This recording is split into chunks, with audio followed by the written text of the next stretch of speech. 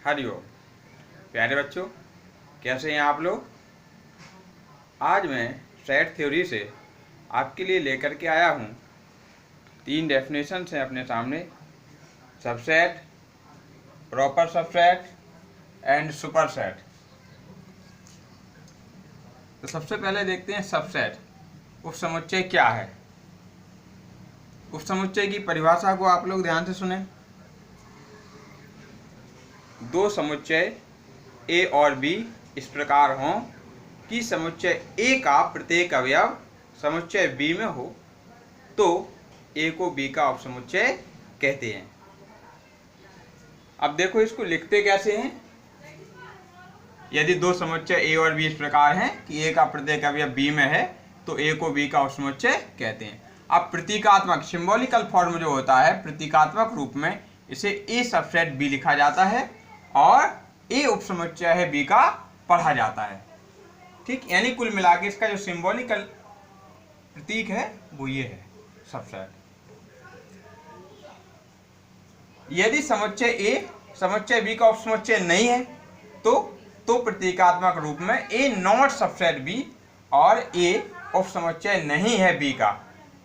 ये सबसेट का होता है सिंबल, तो ये किसका सिंबल होता है, नॉट सबसेट का।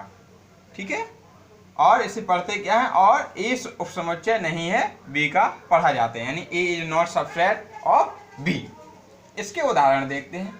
यदि सेट ए के एलिमेंट है 1, 2, 3 और समुच्चय बी के सेट बी के एलिमेंट है 1, 2, 3, 4 है तो इसको क्या लिखेंगे, ए सबसेट बी, क्योंकि परिभाषा के अनुसार समुच्चय ए के सभी अवयव बी में मौजूद हैं। तो इसे क्या लिखना होगा, ए सबसेट बी लिखना होगा।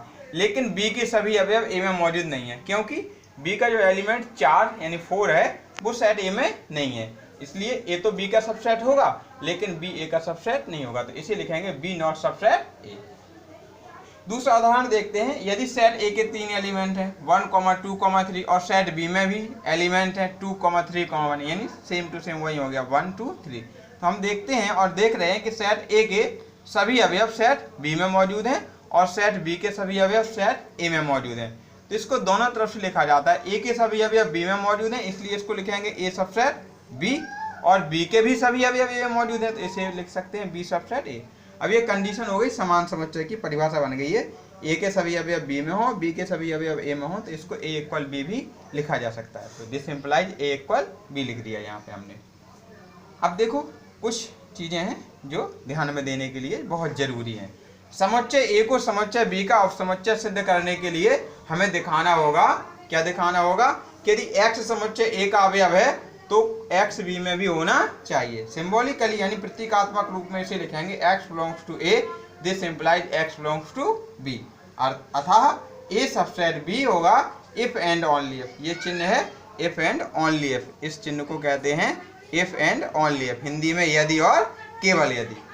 ए subset B if and only if x belongs to A, ये प्रतीक होता है this implies x belongs to B. इस प्रतीक को पढ़ते हैं दिस इम्प्लाइज, यानी इंगित करता है।